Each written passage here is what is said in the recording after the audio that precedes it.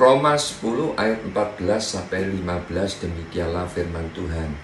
Tetapi bagaimana mereka dapat berseru kepadanya jika mereka tidak percaya kepada dia? Bagaimana mereka dapat percaya kepada dia jika mereka tidak mendengar dia? Bagaimana mereka mendengar tentang dia jika tidak ada yang memberitakannya? Dan bagaimana mereka dapat memberitakannya jika mereka tidak diutus? Seperti ada tertulis betapa indahnya kedatangan mereka yang membawa kabar baik. Jadi ayat ini bilang bagaimana mereka berseru kalau mereka tidak percaya. Bagaimana mereka percaya kalau mereka tidak dengar. Bagaimana mereka dengar kalau tidak ada yang memberitakan. Bagaimana mereka memberitakan kalau tidak diutus. Kan begitu. Jadi yang artinya dari ayat ini memberikan pengertian, Tuhan mau supaya setiap saudara dan saya, setelah kita itu menerima Yesus sebagai Tuhan dan Juru Selamat, kita harus bersemangat untuk apa? Memperkenalkan ya pribadi Yesus ini kepada semua orang.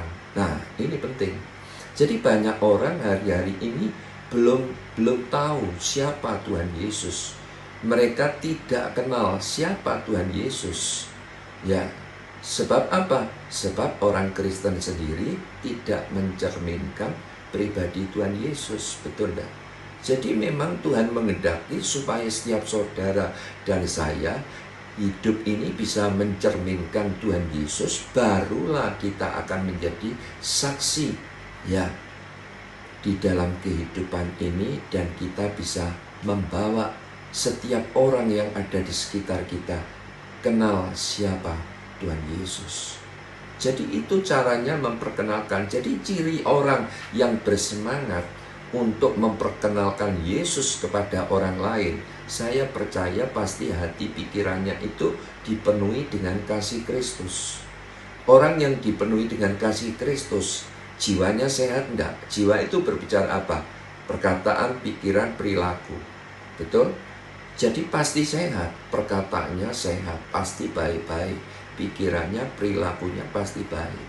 Ya, jadi cirinya hati pikirannya itu dipenuhi dengan kasih Kristus. Ya, apalagi ciri orang yang bersemangat untuk memperkenalkan Yesus di dalam kehidupan ini pada orang lain.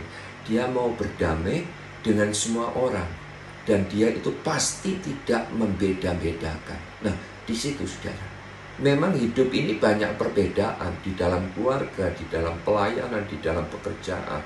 Dan kalau kita tidak hati-hati, kita bisa muncul rasa benci, muncul rasa tidak cocok. Tetapi apa yang dikerjakan oleh Yesus, kalau kita mau renungkan, dia tinggalkan kerajaan surga, dia mau turun ke dunia untuk menyelamatkan manusia. Betul? Yang artinya apa? Yesus itu nyocok-nyocok nih. Nah, jadi kita pun juga begitu. Jadi kalau kita itu bersemangat untuk memperkenalkan Yesus di dalam kehidupan ini kepada orang lain, kita harus bisa mencocokkan diri kita dengan banyak orang. Kita tidak usah beda-bedain orang. Itu penting, saudara. Kita harus belajar bisa berdamai dengan semua orang. Loh, Pak, kalau orang itu jahat gimana? Ya sudah, kita tetap berbaik, kita tetap tabur baik. Sebab apa? Memang itulah kehidupan kekristenan, saudara. Ya, jadi ciri orang yang bersemangat apalagi untuk memperkenalkan Yesus pada orang lain, siap dan rela berkorban. Ya, siap dan rela berkorban itu siap mengosongkan diri kita. Jangan menjadi pribadi yang membenarkan diri. Tidak baik, saudara. Ya, kita belajar. Yes, itu yang dilakukan Tuhan Yesus. Dia berubah seperti manusia. Dia mengosongkan dirinya. Wah, hebat, luar biasa. Ya, siap mengosongkan diri, tidak membenarkan diri, apalagi selalu tabur kebaikan. Di mana ada saudara dan saya, kita harus menabur kebaikan. Itu penting. Dan jangan jemu-jemu untuk berdoa dan mendoakan. Mendoakan siapa? Jiwa-jiwa yang ada di sekitarnya. kita yang belum kenal Tuhan Yesus. Caranya begitu, dengan kemampuan kita tidak mungkin. Ya, itu sudah dengan mendoakan. Jadi saya percaya, asal saudara dan saya mau bersemangat untuk memperkenalkan Yesus pada semua orang, pasti saudara, ada banyak jiwa-jiwa yang akan diselamatkan. Pasti ada banyak jiwa-jiwa yang kenal siapa Tuhan Yesus. Amin. Dan hidup kita pasti tidak akan pernah kekurangan. Jadi begini saudara, contoh ya. Contoh, ada sebuah pabrik atau perusahaan lah, ya.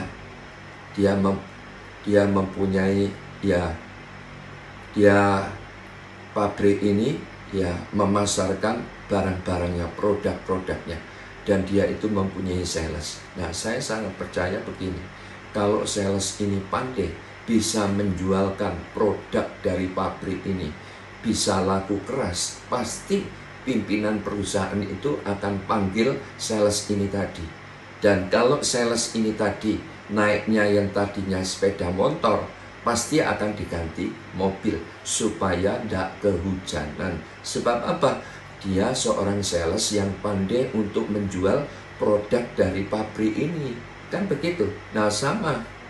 Kalau Tuhan sudah memberikan anugerah keselamatan bagi saudara dan saya, asal hari ini kita menangkap firman Tuhan, kita mau memperkenalkan Yesus kepada orang lain dengan cara menyaksikan kehidupan kita yang kita mau tata dengan baik ini tadi, dengan kita itu mau berjuang mendoakan jiwa-jiwa, dan kita itu memenangkan banyak jiwa, saya percaya maka hidup saudara dan saya pasti tidak akan kekurangan.